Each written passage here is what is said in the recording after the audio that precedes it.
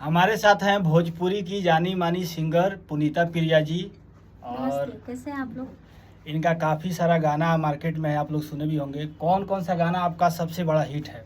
मेरा गाना सबसे पहले आया था बबुआ के खुश करके जैबू ना आरा में दोबारा फिर वैबू ना। पवन सिंह के साथ है? हाँ, पवन भैया के साथ है। अच्छा। उसके बाद से आया कि जवानी रानी झगड़ा के घर भइल बा। ओके। उसके बाद से आया था तोरा आटा के लोई के टोई। अच्छा, योर वे गोलवानी का।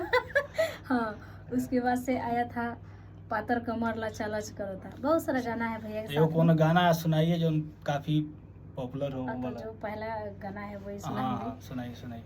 कि सटा पयाइल बानी सटबु न जरी आ कमर हिलाइब जबले जरी मर करी।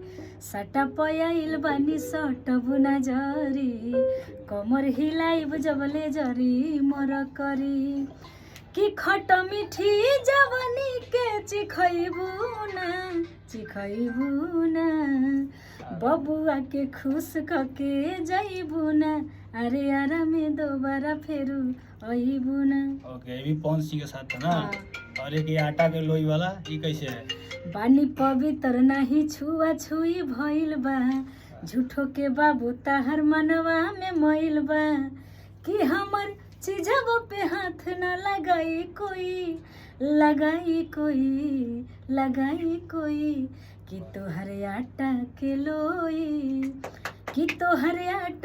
लोई के टोई। देखिए, ये सबसे बड़ा हिट गाना था पवन सिंह जी का, और उसमें यही गाई है जो फीमेल वर्जन है, वो इन्हीं का आवाज़ है। देख सकती हैं, यही है पुनीता प्रिया जी। Thank you.